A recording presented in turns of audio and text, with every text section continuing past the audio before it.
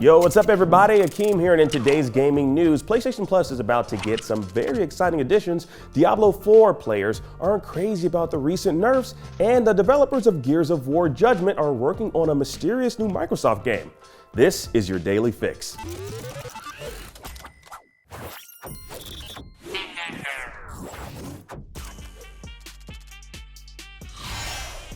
Now, Sony has revealed the latest games to join the PlayStation Plus library for June, and it's quite the lineup. It includes Far Cry 6, Rogue Legacy 2, and TMNT Shredder's Revenge. Now, other highlights include Inscryption and Deus Ex Mankind Divided.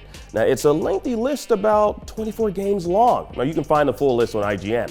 Now, 3 games are also being added to the PlayStation Premium Classic Collection, including Killzone Liberation, Worms, and Herc's Adventure. Now, PlayStation also shared some new data on the PlayStation Plus rebranding, which happened a year ago. Now, in an interview with GamesIndustry.biz, PlayStation head of subscriptions Nick McGuire told the outlet that the dystopian cat game Stray brought in the highest number of players since the service relaunched. And Ghost of Tsushima brought in the highest number of hours of gameplay on the service. Now, Sony also announced that it has begun testing cloud streaming with the goal to make the feature an additional perk for those subscribed to the premium tier. All right, now Zelda Tears of the Kingdom fans have been hard at work building a plethora of unique and useful creations in the game over the past month, but one Redditor has upped the ante by creating a fully fledged drivable classic car. Now, Reddit user A Little Toaster, cute name, shared their classic car creation on the Hyrule Engineering subreddit yesterday, prompting widespread adoration and guesses about what type of vehicle it most closely resembles. Now, though it doesn't appear to have been the original goal, multiple Redditors pointed out that it actually looks quite a lot like a certain version of the Batmobile. Yeah. Now, users were so enthralled by the build that A Little Toaster revisited the subreddit with a new post detailing how they made the classic car so other players could put one together in their own game. Now, the video shows the step-by-step process of combining various devices and materials using the Ultra Hand ability, which is a new and integral part of Tears of the Kingdom's gameplay loop.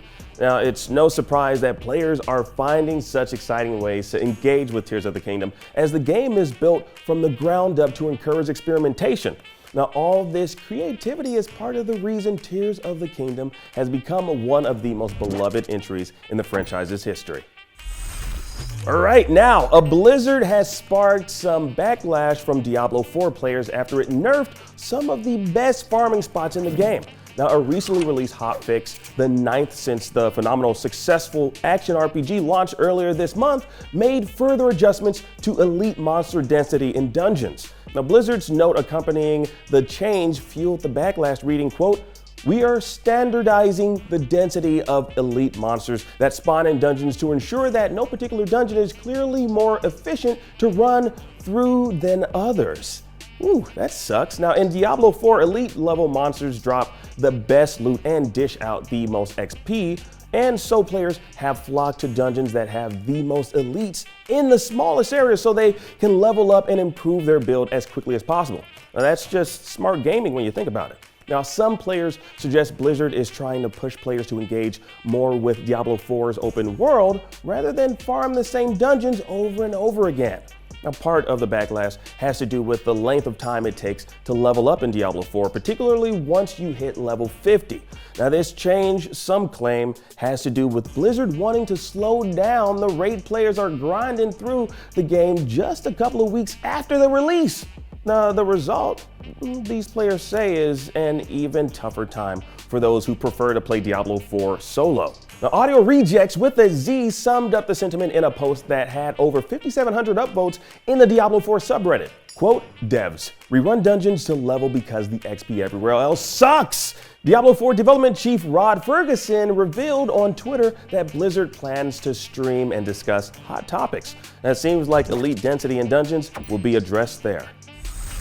And finally, Outriders developer People Can Fly is working on a secret Microsoft property codenamed Project Maverick. According to the announcement published to a Polish financial site, the budget for Project Maverick is between $30 to $50 million, and its production will be carried out by People Can Fly in a work-for-hire model.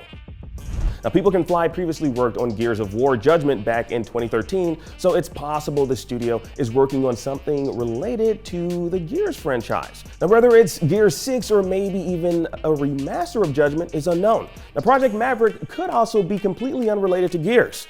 Now, the studio's latest game, Outriders, was released in 2021 and has been a part of Xbox Game Pass since launch day.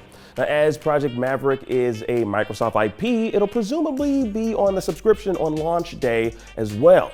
Now, what Microsoft property would you like People Can Fly to work on? Let's talk about it down below. All right, and that was your daily fix for Wednesday, June 14th. Now that you're caught up on today's news, please check out our video on the best recipes to cook in Tears of the Kingdom. I'm Akeem, and for all your gaming news, stay tuned to IGN.